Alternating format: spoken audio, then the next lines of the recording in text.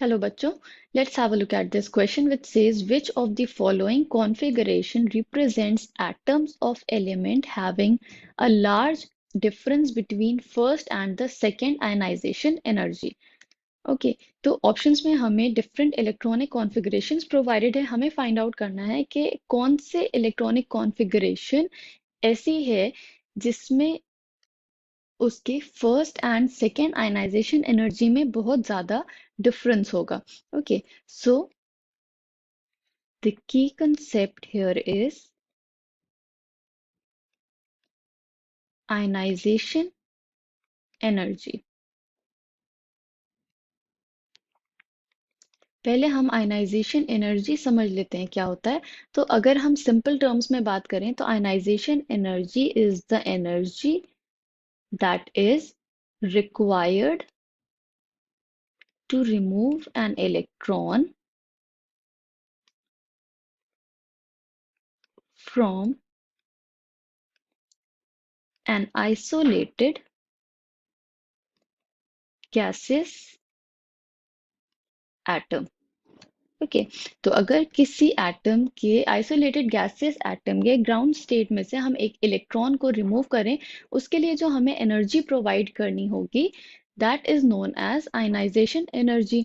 Okay तो हम देखते थे फॉर एग्जांपल अगर हम एक एलिमेंट ले लें x, okay this is an element, let's say हम एग्जांपल ले रहे हैं, इसमें से अगर हम एक इलेक्ट्रॉन को रिमूव करेंगे तो it will form x plus ions, okay giving out one electron. हम इलेक्ट्रॉन को प्रोडक्ट साइड पे लिख रहे हैं टू डिनोट कि ये इलेक्ट्रॉन लूज हो रहा है। तो इसमें एनर्जी रिक्वायर्ड होगी इस इलेक्ट्रॉन को रिमूव करने के लिए, that will be the first ionization energy. Okay and अब ये एलिमेंट जो कि पॉजिटिवली चार्ज आयन फॉर्म बन चुका है, इसमें से अगर हम फर्दर एक इलेक्ट्रॉन रिमूव करें तो इस पे चार्ज क्या आ जाएगा, it will be x2 plus giving out one electron. ना अब इसमें जो एनर्जी रिक्वायर्ड होगी that will be the second ionization energy. Okay तो इसको हम अगर आयनाइजेशन एनर्जी आई ई से डिनोट करें तो it will be second ionization energy.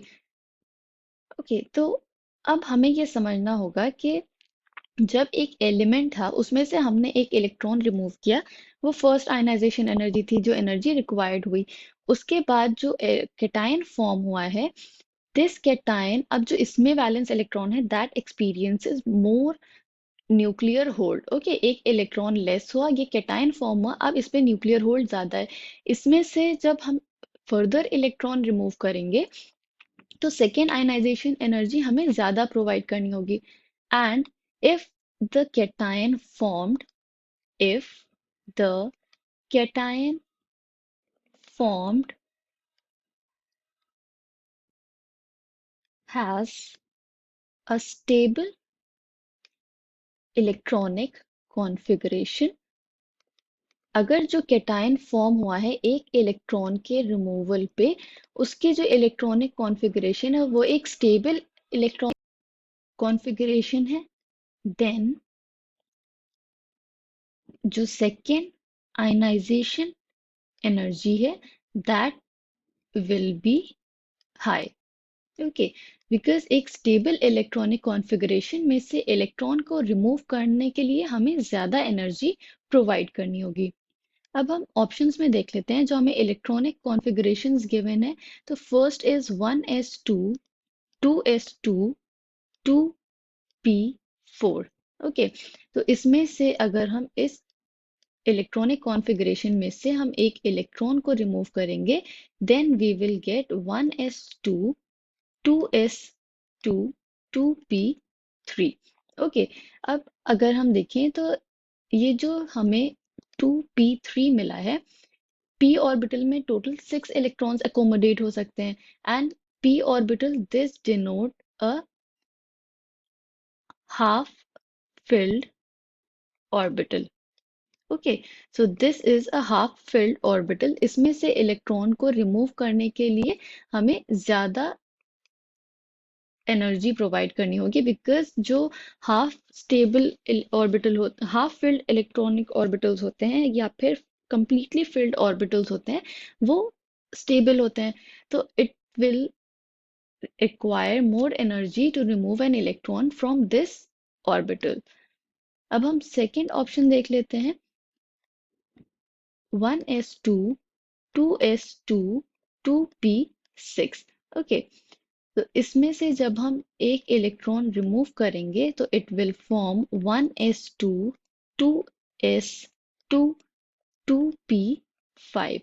अब ये जो था, this is a completely filled orbital, तो इसमें भी हमें जो फर्स्ट आयनाइजेशन एनर्जी होगी that will be very high, but इस इलेक्ट्रॉनिक कॉन्फ़िगरेशन में से अगर हम फर्दर रिमूव करेंगे तो इतना डिफरेंस नहीं आएगा। ओके, अब थर्ड ऑप्शन देख लेते हैं, 1s2 2s2 2p6 3s1। Okay, तो इसमें से अगर हम एक इलेक्ट्रॉन को रिमूव कर दें तो ये जो एस ऑर्बिटल में प्रेजेंट था, ये सिंगली फिल्ड इलेक्ट्रॉन था। इसको रिमूव करने के लिए हमें बहुत ज़्यादा एनर्जी रिक्वायर्ड नहीं होगी। ओके, एंड इससे जो रिजल्टिंग इलेक्ट्रॉनिक कॉन्फ़िगरेशन मिलेगा that is 1s2 2s2 2p6।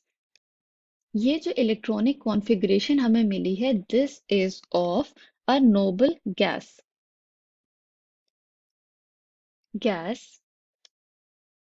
तो ये जो कॉन्फ़िगरेशन है that denotes the electronic configuration of a noble gas. हमें पता है कि जो नोबल गैस कॉन्फ़िगरेशन होते हैं that is a very stable configuration. कौन से नोबल गैस की? It is of neon. तो this is very stable configuration, तो इसकी जो सेकेंड आयनाइजेशन एनर्जी होगी, second ionization energy will be very high. ठीक है, तो ये जो हमने यहाँ देखा था, ये हाफ फिल्ड ऑर्बिटल के इलेक्ट्रॉनिक कॉन्फ़िगरेशन जो हमें मिल रही थी स्टेबल, उससे ज्यादा स्टेबल इलेक्ट्रॉनिक कॉन्फ़िगरेशन हमें यहाँ मिल रही है जो कि एक नोबल गैस की कॉन्फ़िगरेशन है। तो इसमें जो सेकेंड आयनाइजेशन एनर्जी होगी that will be very high. अब लास्ट ऑप्शन देख लेते हैं, it which is 1s2 2s2 2p6 3s2। Okay, so after removing an electron, it will form 1s2 2s2 2p6 and 3s1। Okay, तो इसमें जो first ionization energy होगी that will B quite high, because ये completely filled S orbital है, that is two electron, यहाँ पे paired electrons हैं, इसको रिमूव करने के लिए हमें ज़्यादा एनर्जी रिक्वायर्ड होगी। बट इसमें जो सेकेंड आयनाइजेशन एनर्जी होगी, इसको रिमूव करने के लिए उसमें बहुत ज़्यादा डिफरेंस नहीं होगा। दैट मीन्स कि जो हाईएस्ट होगी that will B of this electronic configuration, जिसमें सिंगली फिल्ड इलेक्ट्रॉन था, वैलेंस इलेक्ट्रॉन। तो उसको रिमूव करने के लिए हमें इतनी एनर्जी रिक्वायर्ड नहीं थी, बट उसे रिमूव करने के बाद जो नोबल गैस कॉन्फ़िगरेशन मिली है, that is a highly stable electronic configuration and second ionization energy will be very high. So we can say among the following configuration, the one which represent atoms of element having a large difference between first and the second ionization energy is option number C, that is 1s2 2s2 2p6 and 3s1. This is the correct answer. I hope you understood it well. Thank you and best of luck.